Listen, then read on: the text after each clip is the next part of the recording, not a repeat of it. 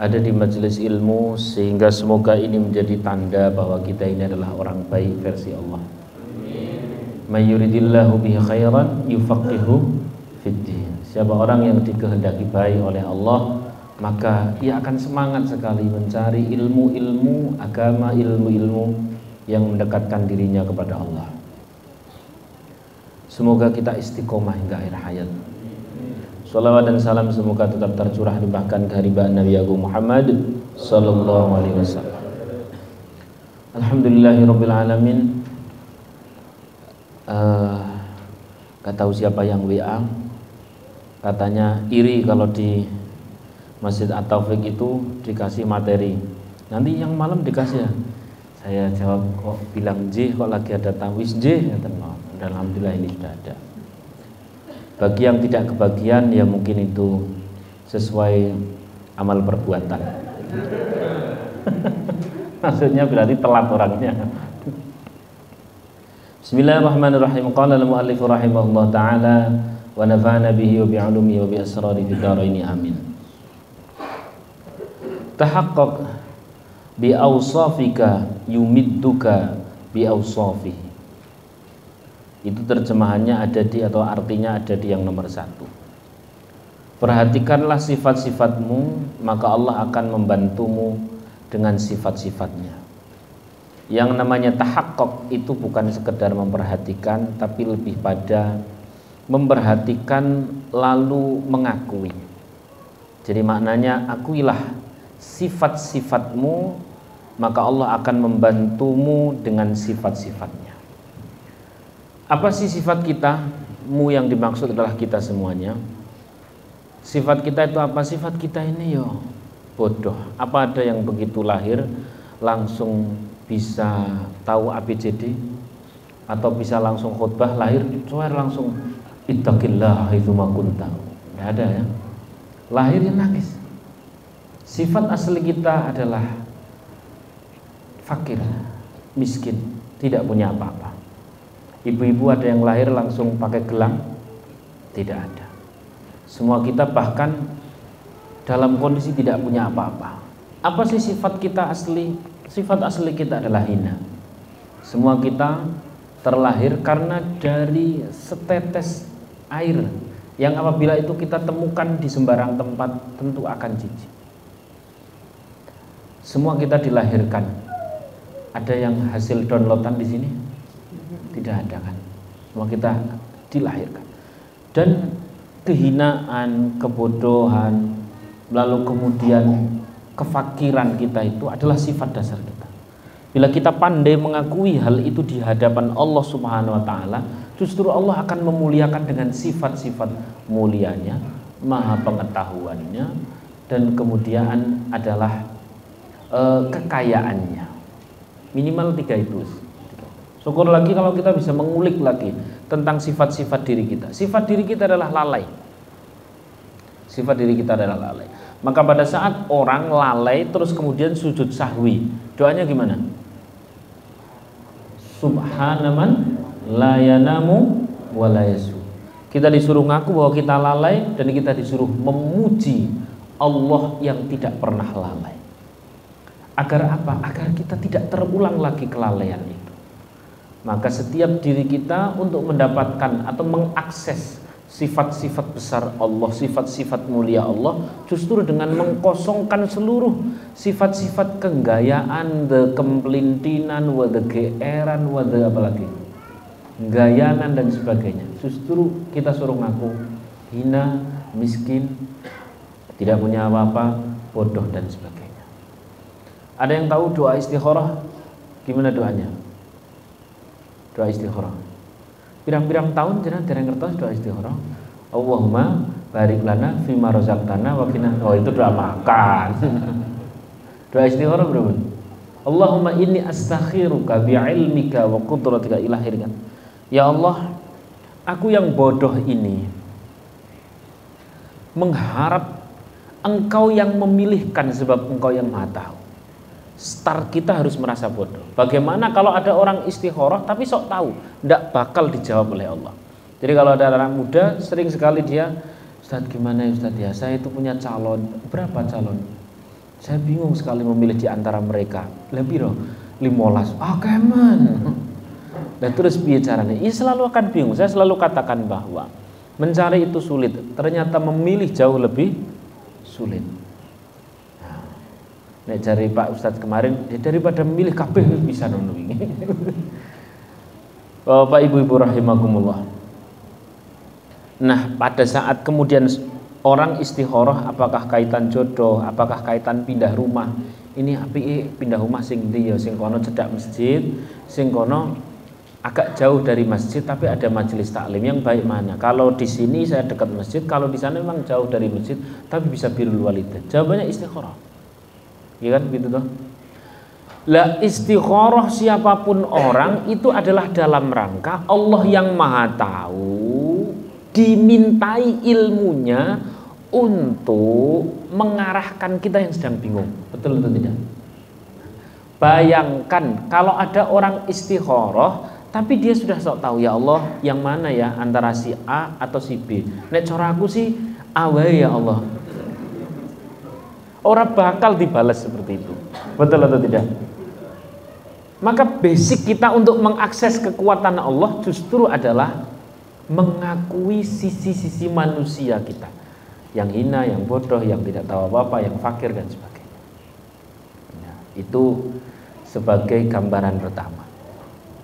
Kita bisa lihat poin 1. Itu umum sifatnya. Siapa yang memperhatikan lalu mengakui sifat dirinya sebagai manusia yang bodoh, hina, banyak dosa, kotor, lemah, terbatas dan sebagainya, maka Allah akan membantu orang tersebut dengan pengetahuan, kemuliaan, ampunan, pembersihan, kekuatan dan hal luar biasa dari Allah Subhanahu wa taala.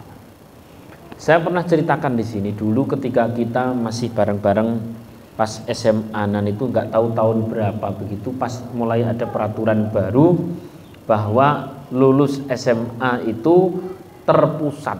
Jadi ini orang lulus, ya orang lulus tenanan. Tahun berapa itu? Sekitar tahun segitulah. Itu banyak sekali sekolahan-sekolahan itu 50% tidak lulus. Ada yang sampai 90% tidak lulus. Kenapa? Karena semuanya terkonek dengan pusat. Nah itu tahun-tahun saya, tahun paling deg-degan. Ini orang lulus piye di pondok ketenanan atau aduh, masya Allah. Padahal kita tahu sendiri kalau sudah mondok sama sekolah mesti kalah salah satunya dan menang pondoknya. Sekolahnya was ngono kae wis lah. Nah, jelas orang lulus. Akhirnya kita pakai jalan tikus. Yakni piye carane sowan Pak Kiai. Ternyata Pak Kiai jawab ngono. Aku ya ora iso nglulus ki le, wis pokoke kabeh saka dhuwur kono kuwi. Lah terus pripun wis ndonga wae. Dikasihlah doa. Doa itu adalah doa yang kita kenal, subhanaka la ilma lana illa ma 'allamtana innaka antal alimul hakim. Tak baca. Karo tak apal-apal. Kita sak kompi sekitar orang antara 15 sampai 20 orang. Sambil di jalan sarung nyono. Jadi iki donga apa Kang? Aku ngira nek iki donga engko tangane koyo diarahke. Mestine meh jawab B sing bener aku diarahke men A. Malaikat mbok kuwi sing anu. Mosok ora iki donga nek sing ngetes utawa sing ngoreksi ngantuk. Lah kuwi aku setuju. Wis pokoke sing penting lulus. Aneh-aneh pokoknya. Ya namanya anak SMA aneh-aneh. Begitu sampai kamar, ini ternyata ayat Quran. Coba dibuka. Begitu dibuka, doa agar kita dikasih ilmu, doa agar kita lulus dalam urusan-urusan ilmu adalah justru ngaku bodoh. Subhanaka, gimana? La ilma lana. Maha suci Engkau ya Allah, aku tidak punya ilmu. Maka untuk mengakses ilmu Allah, justru kita harus memperhatikan lalu mengakui bahwa kita tidak punya ilmu. Itu SOP Pak. Jadi ono wong donga kok sok tahu ya Allah. Ngene lho ya Allah tak ajari. Kuwi mah ngajari Gusti Allah piye. Baik dalam ranah doa atau dalam ranah sekedar pengakuan. Karena doa itu tak harus terucap secara detail rata, enggak. Cukup kita mengaku bahwa kita bodoh. Lalu kemudian kebodohan kita, dari kebodohan inilah kita undang Allah yang Maha Tahu. Nah itu Tapi Allah tidak akan memberikan pengetahuan apa-apa sebelum kita merasa bodoh atau ngaku bodoh.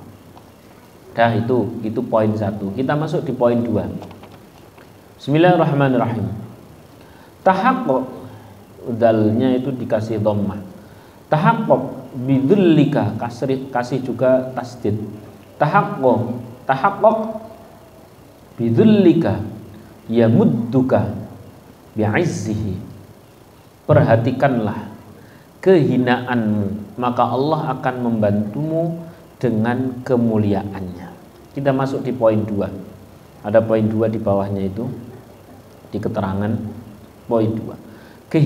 Kehinaan yang dimaksud di sini adalah kehinaan asal muasal manusia atau hamba. Contoh seperti 2 bersaudara yang ada di surah Al-Kahfi sekitar ayat 32 sampai 38 39 masih membahas hal yang sama. Itu di surah Al-Kahfi, di ayat-ayat tersebut ada satu kisah itu tentang 2 orang bersaudara. Namanya siapa? Ada yang pernah dengar? Tahu nek kisah nabi-nabi ora pete nyambung. Sing artis kae sidone karo sapa saiki? Nah, nyambung. Ibu-ibu gimana kabar Mas Al gimana? Nek cerita nabi-nabi, cerita nang Quran ora pete nyambungan yakni namanya Kurtus atau Kutrus sama Yahuza, gitu ya. 2 orang, yang satu oleh Allah Subhanahu wa taala diberikan harta yang banyak, yang satu juga banyak. Namun yang Kurtus itu diberikan harta yang banyak, ia bangun 2 kebun. 2 kebun, yang kebun tersebut di tengah-tengahnya ada sungai. Kebun tersebut sangat ranum, sangat indah sekali. Nah, kemudian pada saat Yahuza mengingatkan terkait jangan sampai kemudian Kurtus itu, coba bisa dibaca Zat. Coba pinjam HP-nya. Coba, saya tak baca coba. Kelihatan.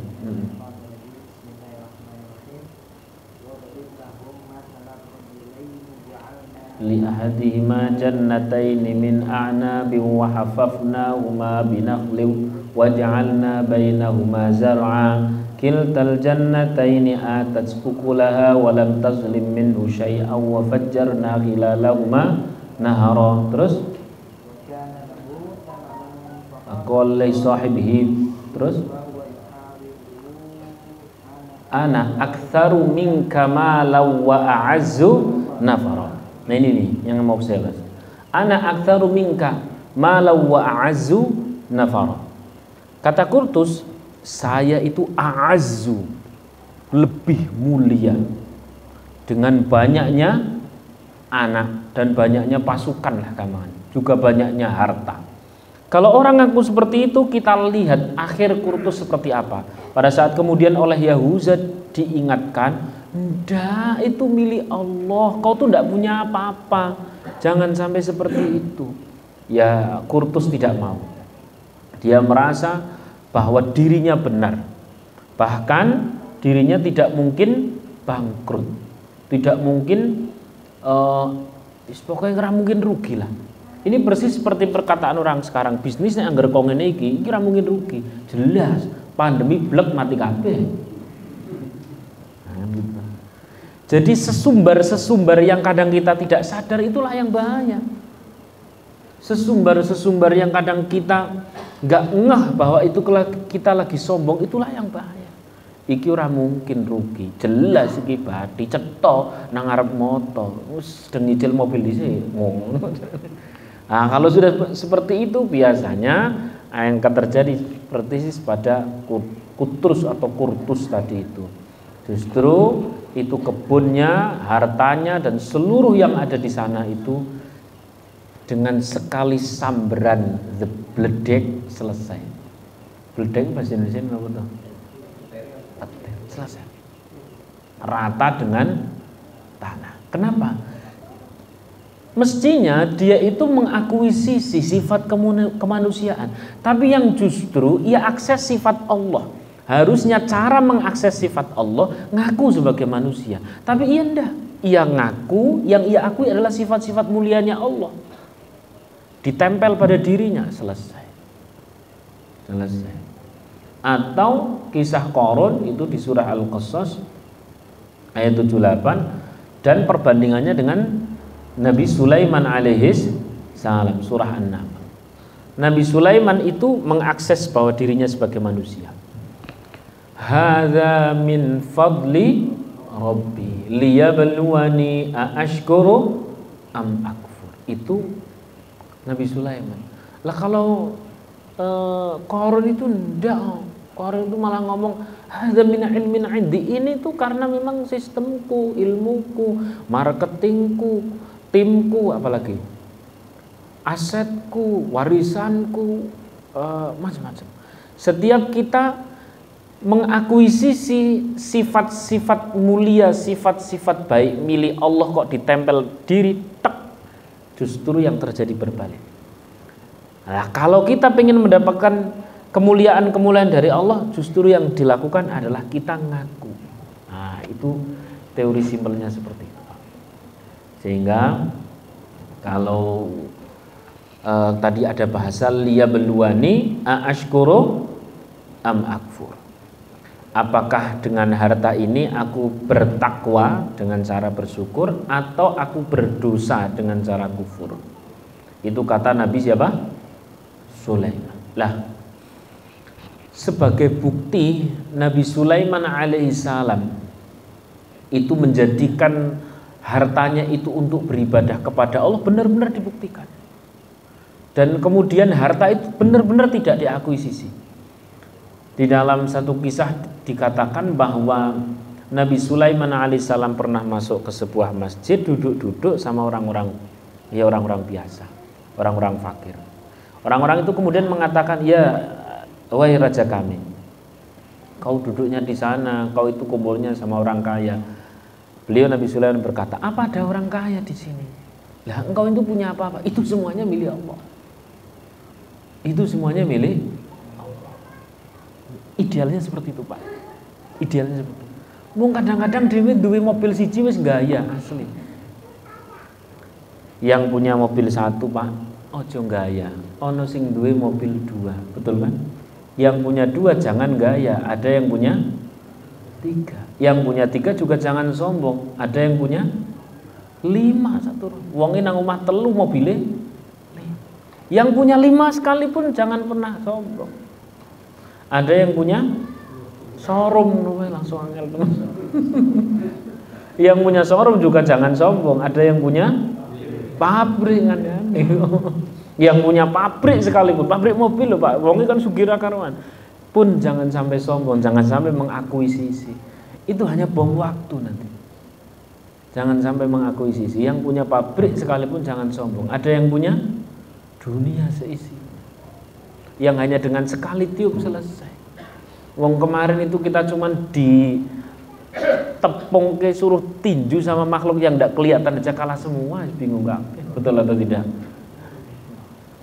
Maka insya Allah sing paling gampang tercetus teori paling simpel di sini adalah ketika kita mau mengakses kemuliaan-kemuliaan atau sifat-sifat mulia Allah, justru kita disuruh mengakui kehinaan kita. Kalau kita butuh Allah ngasih tahu, justru kita harus ngaku bodoh.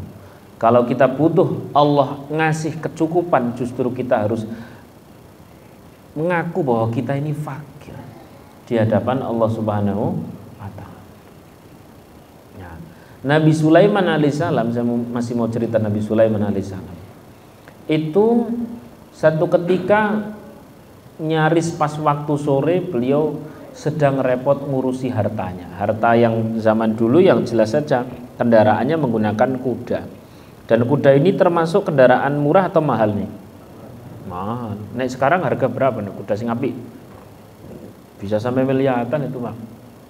Berarti kelas mobil apa? Misal. Dan beliau Nabi Sulaiman bukan punya 1, 2, 3, enggak ribuan. Ribuan. Nabi Sulaiman. Beliau ngurus begitu Lalu kemudian gara-gara ngurus harta yang semestinya harta itu fasilitas mendekat kepada Allah, beliau sholatnya telat. Berarti yang semestinya harta membuat dekat malah menjauhkan. Karena menjauhkan beliau langsung istighfar. Begitu istighfar beliau langsung berpikir bagaimana cara yang sudah kadung mundur seperti ini gara-gara harta, maka bagaimana harta ini harus menjadikan berlipat kali lebih maju menuju Allah. Caranya bagaimana? Sedekah ke kabeh. Jenengan sesekali nyoba sing kados niku Pak. Mepet-mepet asar gitu. Ngubah mobil. Mepet asar ngubah mobil. Aku kira terus kemudian asarane telat, orang untuk jamaah ini kan wajah-wajah nunggu qomat atau nunggu adzan? Nunggu apa? Nunggu waladolin apa malah nunggu wiridan? Nah, begitu telat langsung mikir ki mobil menjauhkan aku dari Allah. Gimana ya caranya agar mendekatkan kepada Allah? Diapakan tadi? Praktek. Orang kita dicicil spionin di sini. Ya Allah. Baik Bapak Ibu rahimakumullah. Itulah Nabi Sulaiman alaihissalam yang justru mengaku bahwa semuanya adalah milik Allah. Beda dengan Qarun yang dia mengakuisisi kepemilikan Allah, justru menjadi milik sendiri, malah akhirnya Qarun dia bahkan tenggelamkan, dibenamkan ke bumi. Dan sekarang sebagai pertanda di sana ada genangan air namanya Telaga Qarun. Di mana itu? Kaligawe. Aneh-aneh. Nama kotanya Fayyum. Pelosok Mesir. Saya pernah ke sana di pelosok Mesir, di Fayyum pelosok Mesir. Nah, itu karena ini Qarun itu mengakuisisi seperti itu malah bahaya. Baik, kita masuk poin ketiga.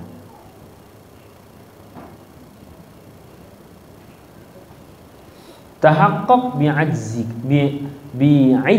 maksudnya kasrah itu. Tahaqqaq bi'ajzika yamudduka biqudratih. Poin 3 ya. Ketidakberdayaan ya.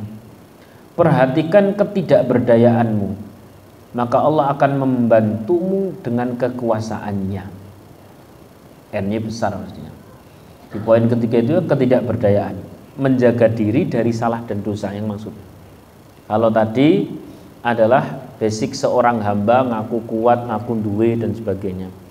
Kalau yang pertama itu masih umum, nomor 2 lebih cenderung ke yang ngaku kuat, ngaku duwe dan sebagainya. Kalau yang nomor 3 itu adalah sebuah pengakuan dari dosa. Jadi idealnya setiap kita adalah harus secara pengakuan ngaku banyak dosa. Ya, saya pernah umroh sama seseorang gitu.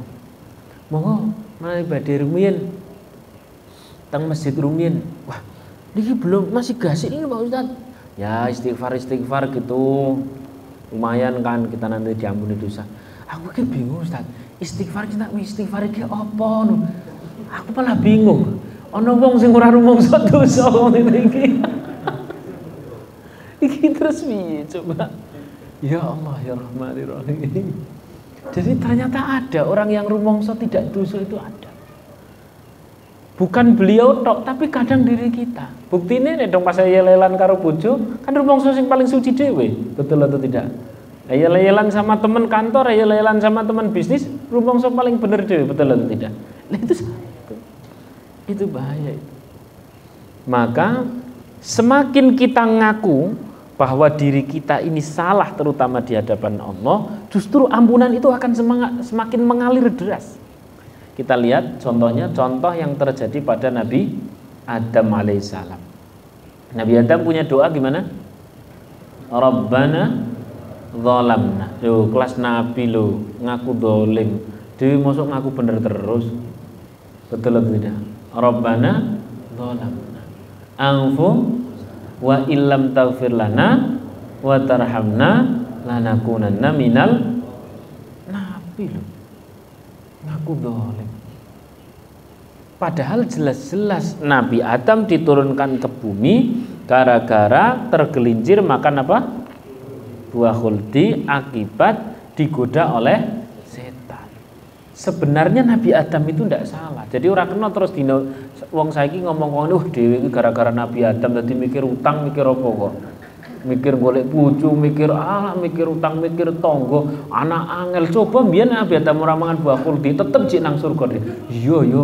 Nah, ora Nabi Adam bojone. Bukan begitu Pak cara berpikirnya. Bukan. Nabi Adam alaihissalam kenapa sampai kemudian tergelincir makan buah kuldi? Itu sebab setan ngomong sama Nabi Adam, atau iblis dalam hal ini, iblis ngomong sama Nabi Adam, nyatut nama Allah. Jadi begitu dengar nama Allah sudah langsung gemeter. Maksudnya ada rasa rindu. Oh, ini Allah yang perintah. Iya, oh langsung. Jadi yang salah siapa? Setan. Itu pun begitu turun Nabi Adam, orang nyalahkan iblis, enggak nyalahkan iblis. Malah justru Rabbana aku salah. Beda karo cah zaman saiki. Dheweke sing salah nyalahkan iblis. Wong saiki lho ya. Betul atau tidak? Cah lanang loro lanang wedok ya, laki perempuan masuk kos-kosan bareng atau hotel bles gitu. Bar metu-metu sing wedok kan nangis.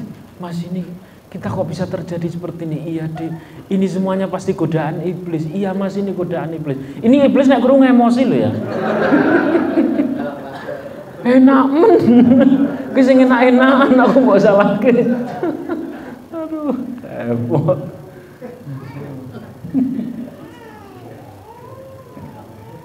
Dan kita sering sekali kemudian mempersalahkan. Nabi Adam ajarannya seperti itu loh. Jelas yang salah iblis, tapi beliau karena ada turut andil, kenyataannya beliau tergelincir seperti itu. Rabbana zolamna anfusana wa illam taghfir lana wa tarhamna lanakunanna minal baru kucuran maghfirah Allah turun.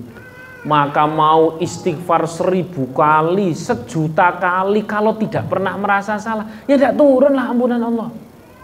Sallallahu alaihi Nabi Muhammad. Ada orang mengatakan orang kalau malam itu banyak istighfar, insya Allah nanti siangnya itu seperti banyak ditolong oleh Allah, minimal akan selalu ingat dan sebagainya. Itu betul Pak. Tapi istighfar itu persis seperti orang ngeces. Zaman tahu ya, ces-cesan sing zaman kuno ning gue ngecas 6 jam ora isi-isi. Ndak isi-isi. Cesesan sing ora berkualitas itu sing kabele wis meh ucul ngono kae. Kan ada seperti itu. Lalu ada cesesan lagi yang sangat berkualitas, dicas paling sebentar isi. Lah, istighfar yang berkualitas itu istighfar yang sampai ada sebuah i'tiraf, pengakuan. Syukur ada buktinya, yakni air mata, dan air mata itu bisa menjadi pemisah antara diri kita dengan api neraka. Nah, kalau istighfarnya seperti itu, ini persis seperti orang ngeces. Sebentar mungkin paling-paling ya 10 menit, tapi benar-benar cross. Pas maca la ilaha illallah atau astagfirullah atau la ilaha illa anta subhanaka inni kuntu minaz zalimin, atau seperti tadi Rabbana zolamna anfusana wa illam taghfir lana wa tarhamna lanakunanna minal khosirin. Itu kan form. Tahu form ya? Form itu gini, belangko tinggal diisi. Itu adalah misalkan begini Bapak Ibu rahimakumullah, kita mau mohon ampun sama Allah. Itu kan ada seorang bawahan mau minta kucuran dana atau apa dan sebagainya. Itu baiknya itu bikin kertas sendiri atau tinggal ngisi kertas yang sudah diberikan dari atasan. Tinggal ngisi. Maka pada saat kita pingin ampunan Allah, ya itu tinggal diisi Rabbana zolamna. Ya Allah saya dolim, lah diisi silahkan masing-masing. Karena ono sing kedolimane model-model sholat isya setengah 4 gitu ya ono. Rabbana zolamna model senengane ngapusi bojone, itu diisi dhewe monggo. Ana meneh Rabbana zolamna sing isine napa? Nipu. Ana meneh Rabbana zolamna sing isinya apa? Itu tadi seneng ngelihat di HP itu pas di grup-grup itu kan kadang-kadang nek grup-grup itu kiriman untuk ketua grup, ngono to? Barang di Zoom set cewek ayu. Bojone lewat ganti pengajian, ngono. Aduh repot. Lah kuwi iki yo dolim sing kok ngono kuwi. Masyaallah. Kok Ustaz ngerti we ana sing cerita. Itu kan dia zalim. Tinggal diisi saat kita Rabbana zalamna, isi kedolimannya itu ya kaya meh nangis, ya kaya meh ya Allah, aku sedih putu ternyata itu yang kau ngono ya Allah. Aku astagfirullahaladzim. Itu tinggal diisi. Semakin ada i'tiraf, semakin kita mengakui dosa-dosa kita, maka kucuran maghfirah Allah semakin banyak. Sallallahu alaihi Nabi Muhammad. Atau Nabi Yunus alaihissalam, sudah bisa dilihat ya di poin berapa ini? 3 ya. Atau Nabi Yunus alaihissalam dalam surah Al-Anbiya 87. Gimana Nabi Yunus? La ilaha illa anta subhanaka inni kuntu minaz zalimin. Apa tergelincirnya Nabi Yunus? Nah, lebih tepat mutung tadi, mutung. Kita sering enggak kalau pada saat nasihati anak gitu mutung, sering enggak? Kono karepmu, ora anake bapak kowe. Ngono. Terus anake nek kreatif, lah terus apa? Ngono. Repot. Insyaallah. Ya. Kelas Nabi saja. Ini kuntu, ini itu ada taukidnya, ya nah? Ini kuntu masih ditambahi. Ini itu sudah dhamir ya, dhamir. Terus kemudian masih ada kuntu, masih ada dhamir mufasilnya. Itu kan kuat banget pengakuannya. Minadz zalimin, termasuk orang-orang yang zalim. Nabi loh, aku zalim. Lalu kemudian karena beliau pengakuannya benar-benar ngaku, apa yang terjadi? Akses maghfirah Allah ini berdasarkan seberapa pengakuan hamba. Kalau pengakuan hambanya ini sedemikian mendominasi, ada pengakuan yang sudah bukan kamuflase lagi, ora terus ngomong-ngomong nangarepe kanca, bukan, tapi benar-benar pas dhewean tuh nangis beneran biyen tahu dosa dan sebagainya, maka kucuran maghfirah Allah itu lebih optimal. Persis seperti kalau isi ini gelas kosong, kalau benar-benar kosong diisinya ya penuh. Tapi kalau masih isi pasti sedikit, apalagi kebak isi rasa apa-apa. Sallallahu alaihi Muhammad. Allah mau mengucurkan maghfirah itu luar biasa. Nabi Yunus alaihissalam memiliki 3 kesulitan sekaligus akibat dari ketergelincirnya beliau. Kegelapan malam, gitu. Kegelapan di dalam ikan, yang ikannya itu di tengah lautan, dan di dalam ikan, di dalam lautan itu coba bayangin nang jero ono kafe nang jero. Terus ngopi nang jero ikan apa maneh kuwi kaya nang film Pinocchio. bukan itu. Itu benar-benar derita. Bahkan sudah antara hidup dan mati. Maka hatinya Nabi Yunus alaihissalam benar-benar subhanaka la ilma lana qala subhanaka la ilaha illa anta subhanaka inni kuntu minadz zalimin. Semakin besar kita mengaku salah, semakin besar pula akses ampunan yang dapat diperoleh. Dari situlah kemudian Allah Subhanahu wa taala menyelamatkan Nabi Yunus alaihissalam ke pinggir pantai, ya kan? Kemudian ditolong oleh orang, kembali lagi ke kaumnya dan kaumnya sudah beriman. Sallallahu alaihi Nabi Muhammad. Nomor 4, ini ternyata 9:30, cepet banget. Nomor 4. Ini siapkan, barangkali ada yang mau didiskusikan atau mau tanya jawab. Tahaqqaq bidha'fika atau bidha'fika yamudduka bihaulihi wa quwwatihi. Perhatikanlah kelemahanmu, maka Allah akan membantumu dengan daya dan kekuatannya. Apa yang dimaksud nomor 4 itu? Lihat poin nomor 4. Kelemahan itu adalah kelemahan zahir batin. Seperti Nabi Muhammad SAW yang menang perang. Nabi Muhammad SAW menang perang, misalkan perang apa ya? Nyari semuanya, kecuali perang Uhud kan? Perang Badar aja misalkan. Di perang Badar Rasulullah SAW itu pas sudah hadap-hadapan seperti itu, beliau ada sebuah i'tiraf. Di dalam sirah Ibnu Hisham dikatakan, i'tirafnya kalau saya terjemahkan secara bebas begini: ya Allah, kalau melihat kekuatan kami sebagai manusia pasti kalah. Jumlah nabi berapa sama pengikutnya? 300. Jumlah kaum mungsuh berapa? 1000. Kalau mengandalkan sebagai manusia, ya kalah. Kalau mengandalkan kekuatan yang terbatas, kala itu Rasulullah SAW peralatannya sangat minim, puasa lagi. Itu kan bulan orang kafir, warak-warak tenan, blegeding. Terus kemudian peralatannya komplit, kendaraannya komplit. Lah orang muslim kala itu gantian kendaraannya, wis sayang gue pelaku tolan ceritanya. Maka kalau mengandalkan kemampuan manusia sebagai manusia, yo kalah. Oleh karena beliau mengaku kalau mengandalkan sebagai manusia kalah dan tidak mungkin menang, maka satu-satunya untuk menang adalah bukan kekuatan diri, melainkan kekuatan siapa?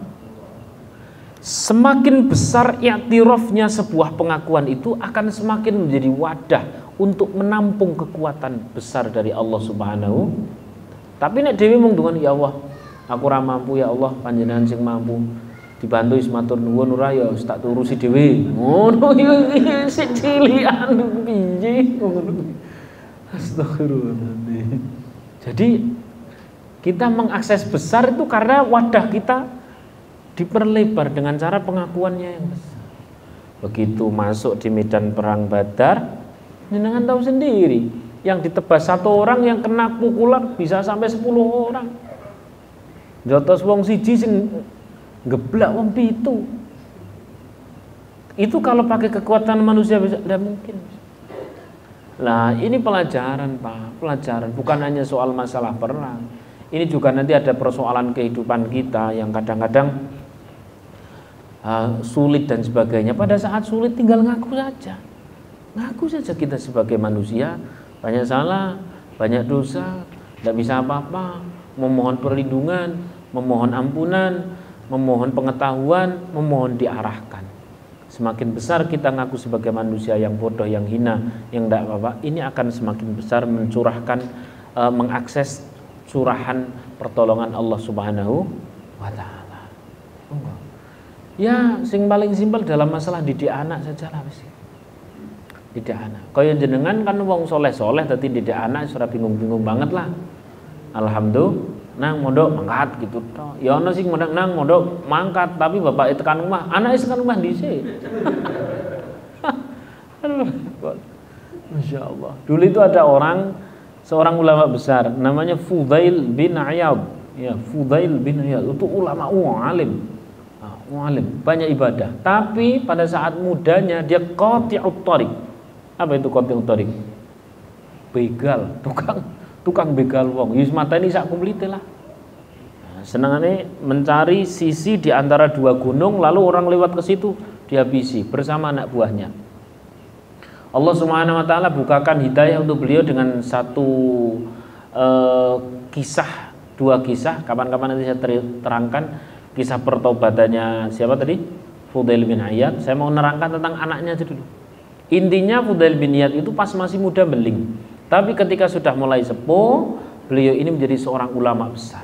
Lalu pas punya anak, beling. Kandhane nang piye ora usah beling. Lho bapak mbiyen piye pas nom. Ngono. Maka tercetuslah sebuah doa luar biasa dari Fudail bin Iyad. Doanya, ya Allah, hada waladi walaisali, ini anakku tapi bukan milikku gitu. Maka ya Allah, aku tidak bisa apa-apa tentang anakku karena aku tidak memilikinya. Engkaulah yang punya, engkaulah yang mampu, engkaulah yang bisa.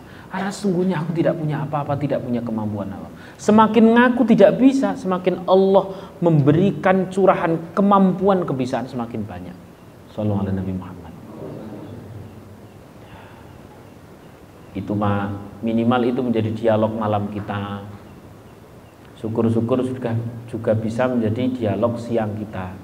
dialog malam itu ini kan wajah-wajah jam 2 lah semuanya ya. Ini kalau ngaji sampai kemalaman saya tidak enak, ganggu tahajud sampean malah ketusan malah. Ya sini sedelamannya rambung gitulah aja. Alhamdulillah. Nah itu kalau menjadi dialog malam Pak, ngaku aja wis.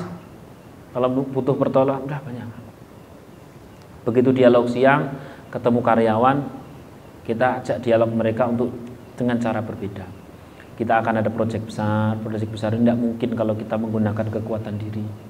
Tidak mungkin kalau kita kemudian menggunakan kemampuan kita yang ada. Karena kadang-kadang ada karyawan yang guduh, oh bisa Pak, ini tuh tinggal diginikan bisa, saya kemarin bisa. Iya itu pertolongan Allah. Ojo terus kemudian, oh iya gampang gue bisa, gue kecil. Oh pandemi mana malahan. Gitu ya. Sallallahu ala Nabi Muhammad. Anak juga mulai diedukasi seperti itu. Minta apa-apa, butuh apa-apa, ajari berdoa. Istri apalagi, jangan dicekoki dengan harta terus. Ki nek piro butuh piro maneh iki nggo gawe iki sing nggo gawe online iki nggo walah nek kok ngono kuwi ya satu ketika akan ada saatnya ada uang abang di sayang, tak ada uang abang di jane salah sinten? Salah suami lah, karena ndak didik pakai iman, didiknya pakai uang. Jadi suka dukanya pakai uang. Harusnya dididik tadi itu kayak gini-gini, insyaallah. Ya kalau memang tidak mampu, ini saya pun tidak mampu deh. Karena kita sama-sama tidak mampu, ayo kita mohon kemampuan dari Allah yang maha mampu, terus dijak donga. Ya kadang sekali dua kali belum tentu langsung mau. Alah, paling orang mampu, iya memang tidak mampu, gitu aja. Ya Allah, Bapak Ibu rahimahullah. Nabi Musa membelah lautan, ya misalkan surah Syu'ah itu mestinya bukan syaro, itu salah ngetik itu. Ya, salah ngetik. Ada di beberapa tempat kalau Nabi Musa membelah lautan, Syu'ara juga ada, di ayat-ayat yang lain juga ada. Saya tanya Nabi Musa pada saat membelah lautan, itu tuh Nabi Musa menggunakan kekuatan diri beliau sebagai manusia atau kekuatan Allah? Kekuatan Allah. Apa bukti Nabi Musa mengakui tentang ketidakmampuannya? Iya, buktinya taat,